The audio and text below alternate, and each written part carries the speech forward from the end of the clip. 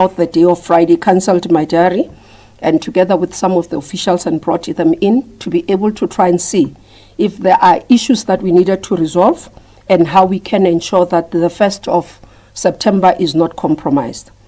It was evident towards the end of the day that we will not be able to practically do that because intervention would have meant that we violate PFMA and SEM processes that are in place.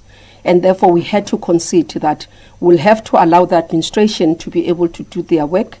But here, I must indicate that certain issues could have been avoided by the administrators in the department.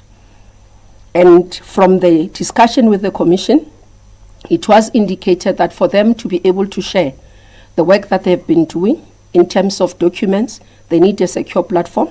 For them to be able to submit a report which commissioners will have to go through and be able to prepare for so that they notify the first witness to testify in time, they would have needed to do that by Wednesday, which all those are not in place as the processes are being concluded today.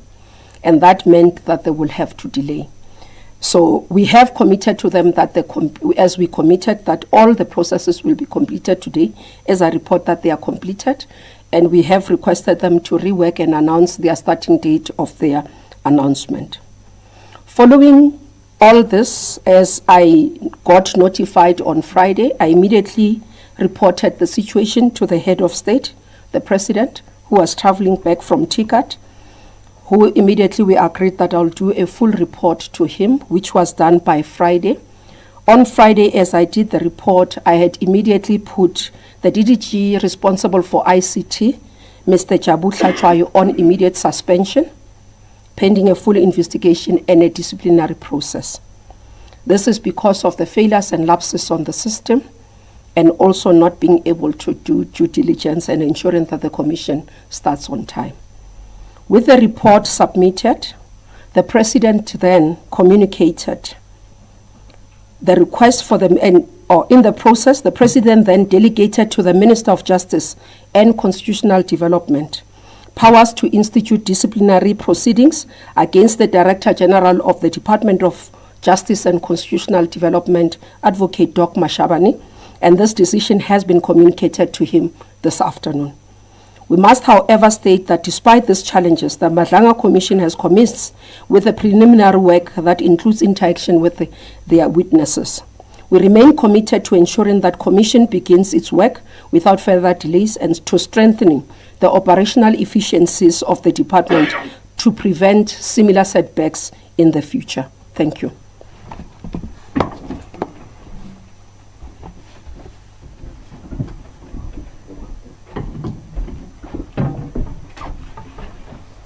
Minister, the statement was comprehensive. I don't think there will be any questions. I'm kidding. Let me start by indicating that the statement will be shared with yourselves, members of the media, shortly after this media briefing. We will take questions from the floor, and we are aware that there are others who are joining on the virtual platform. We will take them afterwards. I'll take... there are 3 hands already on the floor, or 4 hands already on the floor, in that order, from Karen, Kenny, is that the light? Oh, Komozo, and then, Zoleka. All right. Please introduce yourselves and the media house that you represent. Karen? Hi, I don't know if you can hear me. Karen Morn from News 24. Minister, thank you for the transparency in your statement. You've mentioned that 2 individuals are being suspended, and of course one of them, you mentioned the head of ICT, and you've mentioned Doc Mashabane, who of course is the DG, a very senior figure within your department. And as I understand it, one of the individuals at one stage who was potentially facing a form of prosecution over the state capture inquiry evidence not being provided to the NPA. Given that there has been this alleged history or pathology of apparent obstruction or allegation of obstruction with regards to Commission's work, I mean, how serious is it that, you know, the department has decided to initiate these processes? And can you give us any insight into exactly what charges he will face? I mean, we have seen an extraordinary statement come out from the Commission essentially saying that were it not for your department, this Commission would be going ahead on the 1st of September. This is something that we know the public is crying out for. It involves allegations of widespread infiltration of the criminal justice system. And your department, unfortunately, is the one that is facing the allegation that it has effectively obstructed or stopped that from happening. So in light of that, how assured are you that we aren't going to see this pathology of alleged obstruction replicating itself in the future? Thank you. Kenny, let's keep it short. Sure, okay. Good afternoon, Minister. Kenny Mapanga. Kenny Mapanga Kenny. from SABC. Thank you. I just wanted to clarify, the statement that was released earlier by the Commission painted a picture that everything is now in the hands of DOJ and they'll be able to commence with their work. Following the meetings that you've had, Minister, are you able to commit to a starting date today? And what the time frame would then be from that starting date that you provide since you've gotten this progress report on the significant delays? Thank you.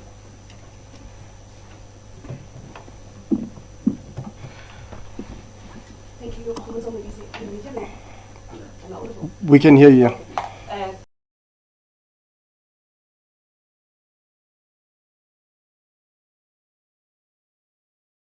It's Kumuzomudise from Eyewitness News. I've been covered by my colleagues in some of my questions. I just wanted, Minister, there's a sentiment that the planning for this commission of inquiry may have been a little rushed in terms of you being able to secure everything that you require to have the commission, this is the Madlanga Commission of inquiry, started. Are you feeling now in hindsight that it may have been a little rushed in your preparations? And then on the Kampepe Commission of Inquiry, you have spoken about how the commission is ready. I don't know if I missed the date, because my understanding is there hasn't been a date that's set for the Kampepe Commission to begin. If you can shed light on that. I understand that there's going to be some sort of consultation process there. Do we know when exactly the hearings, the public hearings, are going to begin? Thank you. Zolega. Good afternoon, Minister. Zolega Kotashi from Newsroom Africa. Excuse me. Oh. Am I audible? You are audible. You may proceed. It's Zolega Kotashi from Newsroom Africa. Minister, you mentioned that when you had the engagements with parties on Friday, it became evident to you that if the department were to intervene, there would be possible violations of the Public Finance Management Act if there was intervention from the department. Can you just elaborate on those? Was there an indication that there would need to be an increase in the budget? Can you just provide clarity? Thank you, Minister. Thank you, Minister.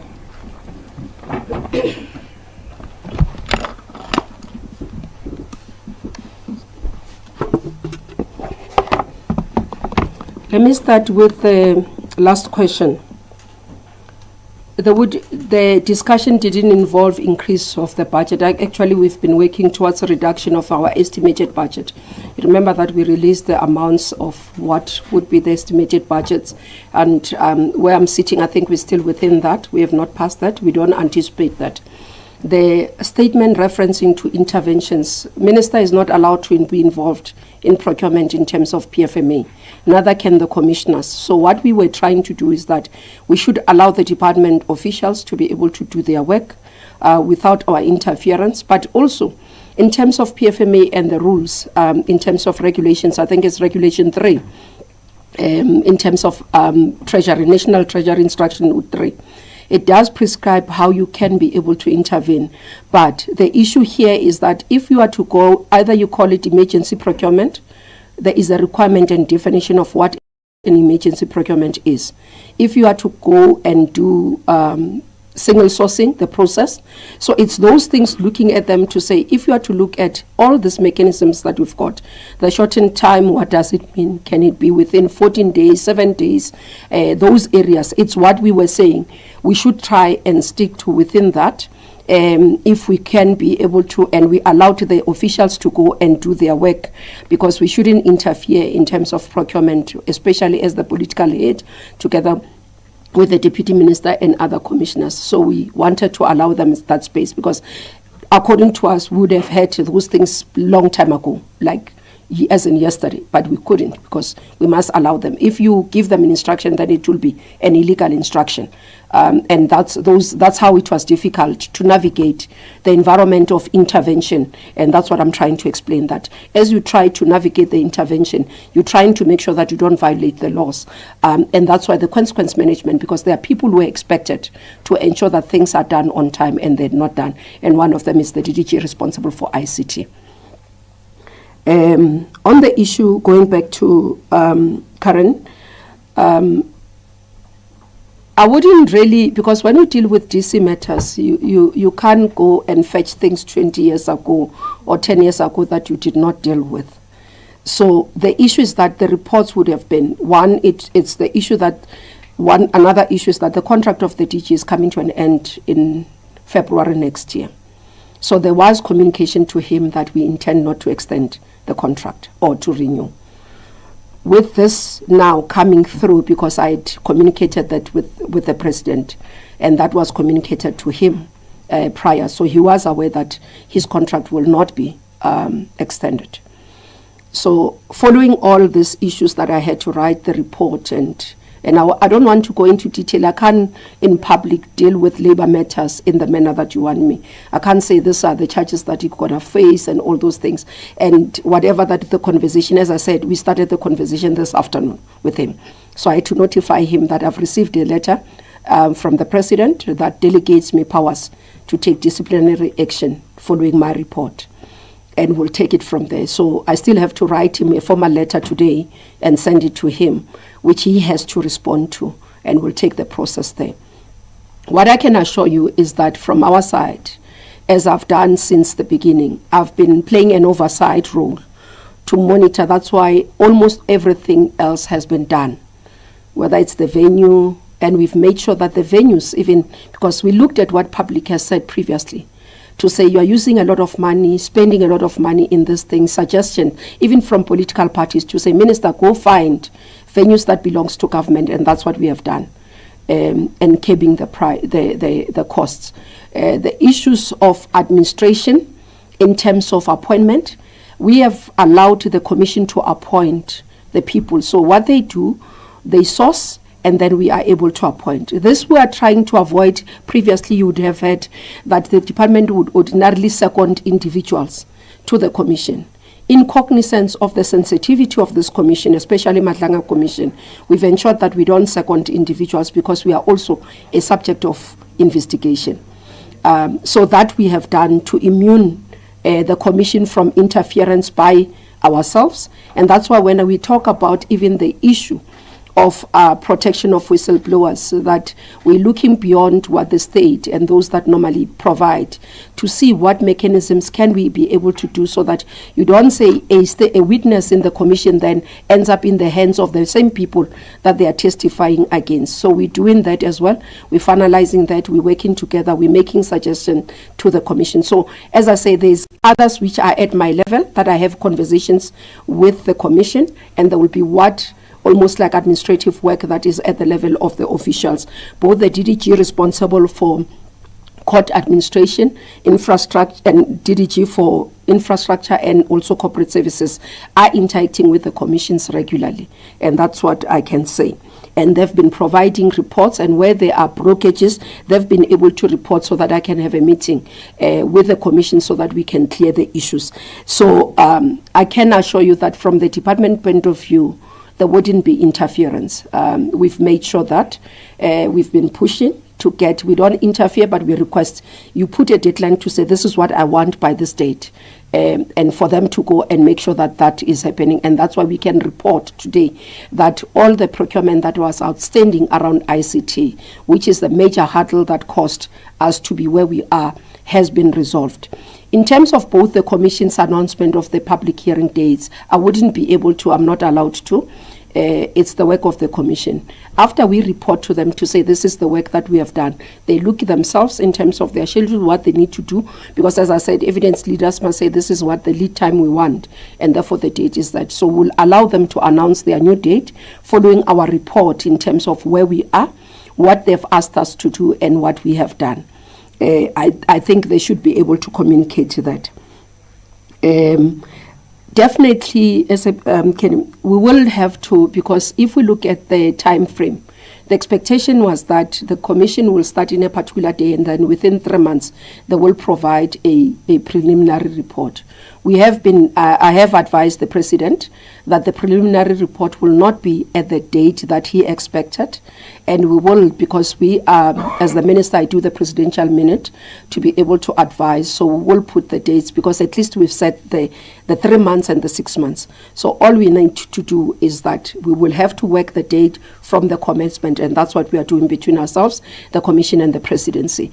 But I do, the President is not interested in long extension. He has been very clear. That's why he's called for consequence management in most of the work. Khomotso asked about whether we can say that there's been rushed. I think there are two things, and one of the areas that I've made a recommendation to the President is that we're going to have to do a document-based guide of what are the things that needs to be approved up front for commissions of inquiries. Somebody will say to me, but you should have learned, you've had a lot of commission of inquiries over time, and therefore you guys shouldn't be battling. I guess it's the issue that the nature and type of commission changes over time, but there are things that should be standard. For example, already identifying venues that can be used, staff that we can be able to train over time, that would know how to administer the commission so that we don't self-secretariat every time we look for them. The procurement of services in terms of legal, even including building capacity within the state to be able to run this commission. It's one of the things that I'm looking at. And also finally setting the price limit of any commission up front so that we can protect state funds. Thank you very much.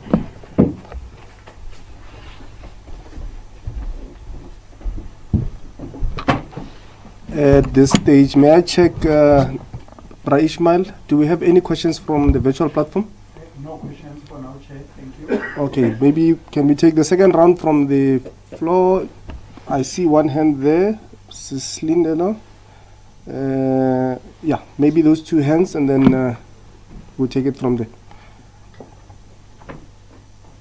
Good afternoon to everyone. My name is Tina Sipo from Business Day.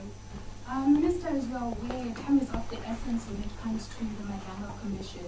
There is a point of litigation in court against the President, and a delay has been one of the points that have been raised against the President in a move to try and set aside the establishment of this commission. Just a comment from you, how important it is for the department, or how vital it is for the department to sort out everything. Secondly, Minister, you talk about the procurement processes almost being at the end. Do you know when the department will conclude everything in terms of the procurement? Thank you. Linda. Thank you. Linda Ramasivana from ELTA. Minister, I would just like clarity on the suspension of the DG. Why has he been suspended? Maybe I missed it. Is it because of the delays in the starts of these commissions, or are there other issues pertaining to his suspension, which has led to this announcement today? And secondly, just how disappointed are you then in the fact that the Madlanga Commission won't be starting on the date that was set? Thank you. Minister.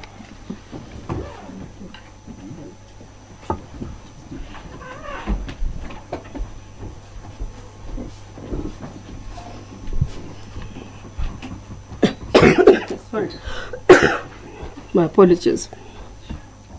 I am disappointed, like many South Africans. You'd understand that in the TRC Commission, at least we are clear there, not much issues. We are implicated as the portfolio in terms of allegation that there would have been blockage of prosecution of apartheid crimes. Again, on the Madlanga Commission, because it's a JCPS, which we are members of. If you remember, General Mkhwanazi made reference even to prosecutors. Now, part of what we're looking for, including myself as a minister, is to look at rebuilding the brand of NPA, for example, rebuilding the brand, and also building confidence in JCPS. I'm co-chairperson of the JCPS cluster. And if this is not done and concluded in time, continues to have a cloud over our heads as JCPS, and therefore impede on our work, but also it can act as a demoralization for men and women who are committed within the JCPS cluster to work effectively. So it is a disappointment that we couldn't. That's why I say I literally cancelled everything on Friday. And at that time, I was working around the clock hoping to save the day and to be able to just get the commission to start with public hearings on the 1st. It doesn't mean that other work has not been done. The work continues in other areas. As I said, that you do have interactions by evidence leaders. That's the report I've received. With witnesses, we don't know who, we are not told, we don't get to be told, but we just know that the work has been done. Now, we would have hoped that, and for me, I think the comfort will be when I sit, I was saying to Justice Madlanga this morning, I think I'll have a breather. The day when I open my TV in the morning, I see him on screen doing the first person witness on the hearings, similarly with the Kampepe Commission. So it is a disappointment, but we are on course. Like many South Africans, President is committed. He wants, that's why he said he wants an explanation. He asked us to go public and explain in a most transparent and accountable manner to say what has led to where we are and consequences that we are doing. Because it can't be that something like this as major happens and no one takes responsibility or no one is held accountable. So it's one of those things that we are looking at to do as the organization, and rebuilding our confidence and rebuilding public confidence in our work, but also committing. I am sure that the commission will announce sooner their announcement. Initially, how we planned it, I must say, from Friday was that we will wait for the president to give us a directive. The commission will wait for the minister to issue a statement and communicate. And then when they communicate with the date. It's unfortunate that the statement of the commission went before ours, despite our appeal to them. For whatever reason that happened. And we had set out chronological way of doing things so that we don't confuse the public, but we also are able to give certainty. So it would have been, in terms of our planning, that the president would make the decisions. I would come out, or even the statement from the president, I would come out and communicate the decisions, and then the commission then reaffirms their work and also communicate their dates. So we're hoping that still today, perhaps the commission can go out and communicate their dates based on the information that we have provided of the update where we are, and give certainty of the date of commencement. That's what we are expecting. On the issue of litigation, I don't want to get into detail of it, but I don't think it is something that we are worried about. This is the powers that the president has in terms of the constitution to deal with matters, and will continuously defend that matter in court should the need arise whenever it does, and we will be able to close that issue around. Thank you. Minister, sorry, just on a point of clarity, you mentioned now that you would ask the Commission, as I understand it, you'll correct me if I'm wrong, not to release the statement that they released this morning. Can you give us some insight into why you made that request? And are you at all concerned that them releasing the statement in the way that they have, and also articulating to some degree, arguably a degree of distrust for the department, speaks to a kind of potential breakdown of relationship there, or am I overblowing it? No, you are overblowing it. There'll never be a breakdown of relationship. We're holding each other accountable, quite frankly, quite open. Many people know me. I'm very robust in engagements. And I don't have ego, so feedback, I do take it where there are weaknesses. We've accepted the weaknesses. And from me as the executive authority, I've accepted the weaknesses and I've assured them that I will act. What I would have expected for them is to give me the courtesy, to allow me to be able to completely communicate to the public in a transparent manner, openly, but also not to kill public trust in the state organs and in government. But similarly, this commission is the commission of the president.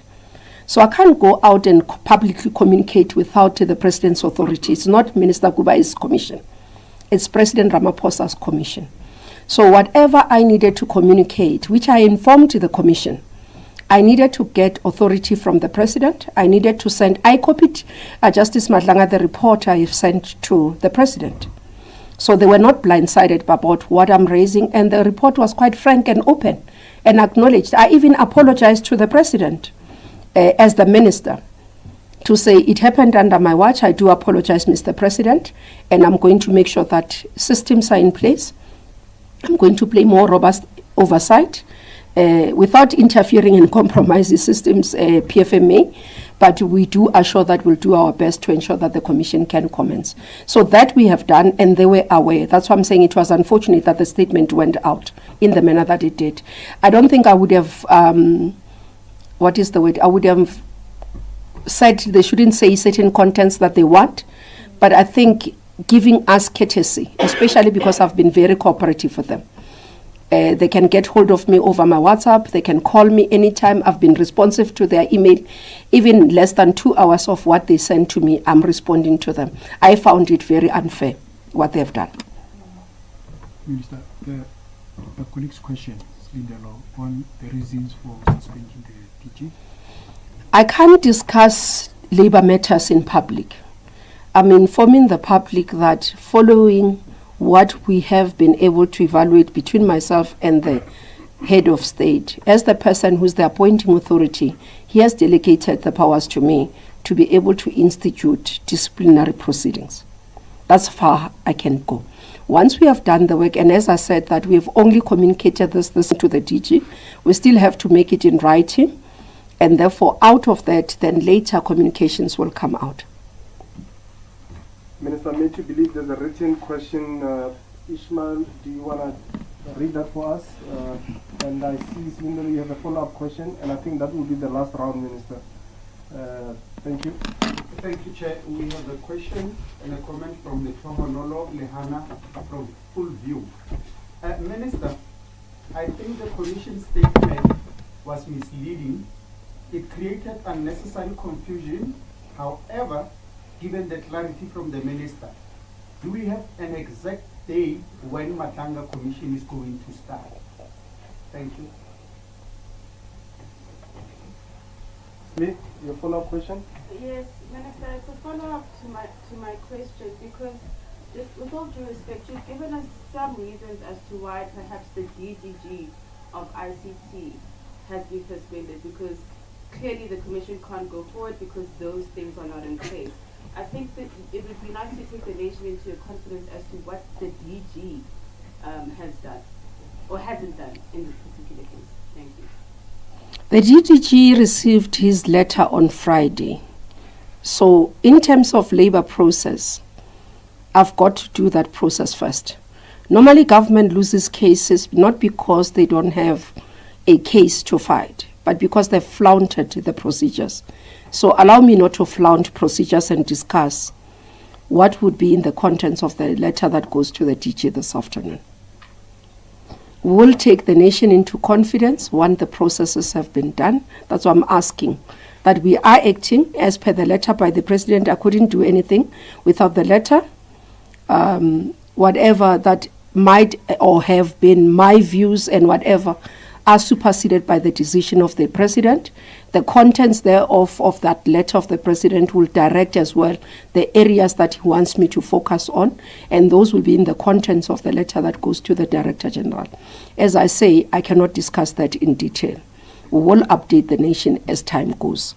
And we could safely say with the DDG, because the DDG was afforded a process, and by Friday evening, he was suspended with immediate effect. He received his letter, he acknowledged his letter, and that process is underway. So it's easier to talk about that because it has been at an advanced stage where we can talk about the contents.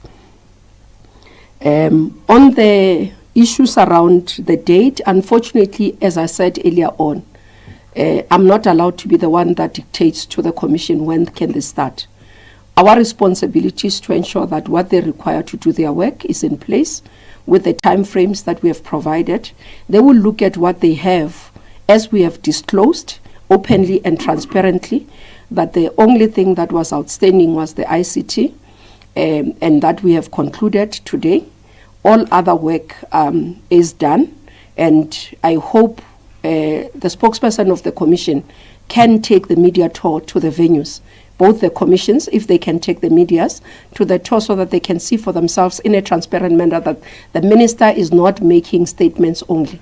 These venues do exist, banners have been done, everything is set, so that's what I can say.